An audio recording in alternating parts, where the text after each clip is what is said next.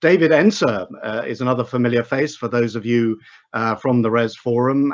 He also joins us, and he'll be taking now the next, in fact, our first panel discussion, where we're looking at the corporate perspective now. David, if I can hand over to you to take over for the next section. Thank you very much, John, and thank you very much, David. So yeah, I'm very excited to facilitate this next session for about 15 minutes. We'll be looking at a couple of themes. First of all, how GM leaders have been responding to the crisis, of course, and how GM programs might look different in future. Now, as was mentioned by David Schofield, we'll shortly be publishing a paper which was produced in partnership with EY and written by Michael and Ben. On that subject of what's happening now, next, and beyond. We're very pleased to, of course, be joined today by Michael Dickman, who's based in the UK, as is Benjamin Bader. We also have two corporate panelists. I'm very excited that we have Mark Salis, based in the UK. He is AVP of Mobility for Cognizant Technologies. And we have Richard Ma, who's based in Shanghai, and he is HR Business Partner, Global Mobility and GM Controlling Lead for Boga Plastics, Rubber and Plastics in Shanghai. So welcome and thank you for your time. Now, perhaps I can put my first question to you, Richard. Perhaps you can share with us your thoughts on how, your organization, you as a GM leader, has been responding to this, and also what you've seen elsewhere in Shanghai, of course. Well, basically, we're not changing too much because the whole global mobility program is still running. But due to the travel restriction, we are not able to send people across the borders. But at this moment, we're still planning to send people when the time is ready, when the border gate are open again. So we're not changing too much. Okay, so that's the workforce planning is still happening, but of course there are, that practically speaking, that you can't move ahead with moves until circumstances change, of course. Exactly. What we are doing right now is to wait, and on the other hand, we are doing a lot of preparation on preparing for a better structure, preparing ourselves, and preparing the employees to be more movable. So that's what we are doing right now. Okay, thank you. Now perhaps I can turn that same question to you, Mark. Obviously at Cognizant, with a huge international employee population, what have you seen in terms of reactions to this, and how has your organization and other organizations that you observe been responding to this? Well, my focus, along with I think many other global mobility teams in recent weeks, has been the well-being and situation of our assignees and our business travellers. One of the things that I've found from participating in other networking calls is that it's reassuring also to hear that the issues we faced are no different from many other companies, and we've responded in a similar way to many other companies. What it has shown to us is we realise there are points in the assignment flow that where we don't have enough visibility, particularly when people are first starting out. So I've certainly seen three main things. One is new arrivals in locations just as lockdowns happened, and their ability to register for official documents, maybe in the US particularly, get a driver's license, and same in Canada, and also be able to find longer term accommodation to get them out of the temporary accommodation. We've also got people wanting to go home. That's more straightforward logistically because most of those people have somewhere to live. They're familiar with their local neighbourhood, but they know where to get their groceries, all those sorts of things. So whilst it can be difficult for them in terms of not being able to get home, particularly if that maybe parts of the family have travelled ahead and you've got families who are separated, basically they are safe, they have somewhere to live, they have money in their pockets. So it's not a sort of so much of a duty of care issue. And then we have those that are displaced, and there's a mixture of things there. So by displaced, I mean people who've maybe gone home for a home leave trip and find they can't then go back to their assignment location. We've had business travellers who've travelled for a few days and find they then can't get home, and they're just not prepared for that, and they clearly are separated from their families. So there's a whole range of issues there that we all see from time to time, but seeing them all together and having to manage it across international time zones and different situations has certainly been challenging. But again, from other calls I've heard, I think we've responded well to that, and no different from many other organisations. Thank you. So just one clarification on that. Does that mean that you have made distinct policy changes, or have you been publishing new policies, emergency policies, temporary policies to deal with this sort of seismic event where all of these events all of these issues have come together at one point? Yeah, we've documented a number of different processes and policies, mainly for logistical reasons. As you say, we're a large organisation, so in order to make sure that process-wise, an expense claim that wouldn't normally be allowed is go through the system, we will put a policy in place so that we've got the necessary steps there, so it just goes through easily rather than having to manually approve every single exception.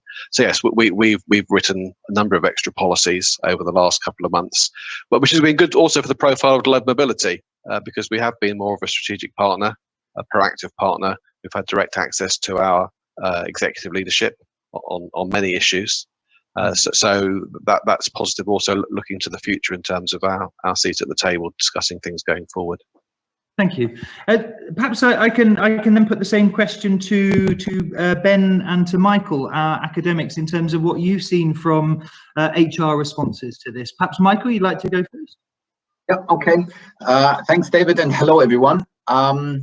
What we have seen is, first of all, of course, data around what happens now, and Richard and Mark have already outlined some of the key issues of now. Maybe we also saw that people expect more in the companies we surveyed, more health issues and more issues around goal attainment of these and objective attainment of international assignees. So that's the sort of next bit that we need to handle in terms of effectiveness of our global mobility. What's really exciting, we believe, is part of what goes beyond. So in the medium to long-term future, what's happening? And Mark, I thought it was really good that you mentioned it allows Global Mobility Department to be more visible, to have a stronger seat on the table. So the future will actually mean probably a range of things that start with the planning today. And so companies on average plan today to have fewer short-term assignees, fewer long-term assignees, but only to some small effect, and then to a dramatic effect, less business travel and much more virtual work. But what would that mean in terms of the global mobility, how it actually works in organizations? And so in essence, what we believe is that where the data indicates that a substantial number of companies will actually radically change their assignment flows, they should really rethink the why of what they want to achieve in global mobility. So in other words, what will they replace it with? They will probably start to think about local talent more rather than global talent. That has some advantage in terms of overall fairness and so on, but it will impact on their global leadership development pipeline. There also will be effects around the why when it comes down to what we call control and coordination assignments. So somewhere where you have a senior managers going across to integrate operational units around either processes or culture or both. Okay, this will be, if you really go radical on this, this will have a real effect on how you work your organization. And lastly, there's a range of knowledge transfer implications as well. So if you, right now, you have often knowledge transfer through an individual, but you don't have this individual come back or transfer directly. What you need to do is different sort of technology to capture the knowledge that you want to distribute. So you've got a range of effects here. Ultimately, they're going down to, why do you do this? Do you really want to become more polycentric? Because that would be one effect of an organizational structure. Or do you need to rethink how you then do assignment patterns, where and when? So the range of things that are there in terms of your strategic approach to global mobility in the future. Thank you. Perhaps just in the interest of time, I'm conscious that we have a time-limited session. I could come back to our corporate partners in this point and perhaps put the same question to Richard. And of course, you're Shanghai-based, so you know, according to some reports, you know, further ahead in this process. So if I was to ask, you know, what you think the future looks like for you, your organization, and mobility in China, you know, how would you respond to Michael's points, and would you add anything yourself? I would definitely hold a strong belief in global mobility. I think it's not going to die at all. Company will see global mobility as a very strategic tool to develop itself, to achieve business goal, to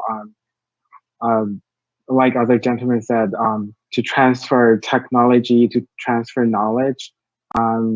I think the companies are still going to use it.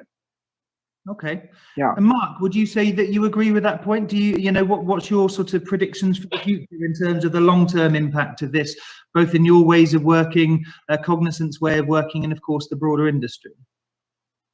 Well, we're already thinking about a shift from mobility of people to mobility of work, and I think that the pandemic has accelerated that mindset.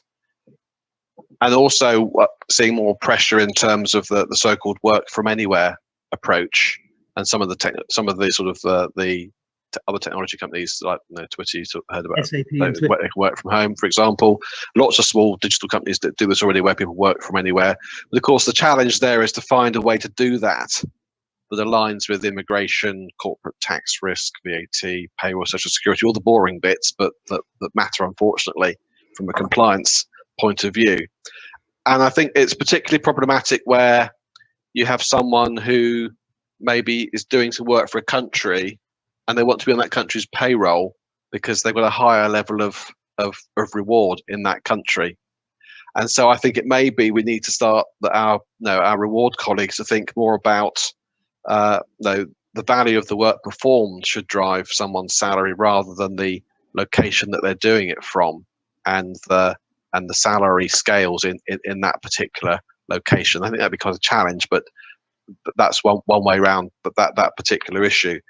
I do see more commuter assignments. We're, again, with the immigration challenges that we've seen growing, I think certainly I'm seeing in other companies like a hub and spoke approach, where people would be based in a country that has easier immigration, and then they use business trips into the actual location where they need to do the work.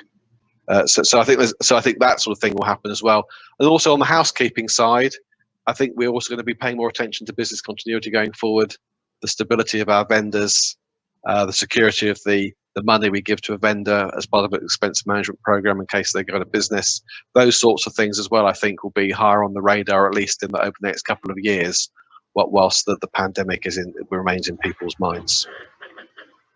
Thank you very much. Fantastic insights. Now, unfortunately, I think we're out of time for you, Ben. I'm sure we'll get back to you either later in this session or on Res Life 3. But in the meantime, perhaps I can flip back to you, John, briefly.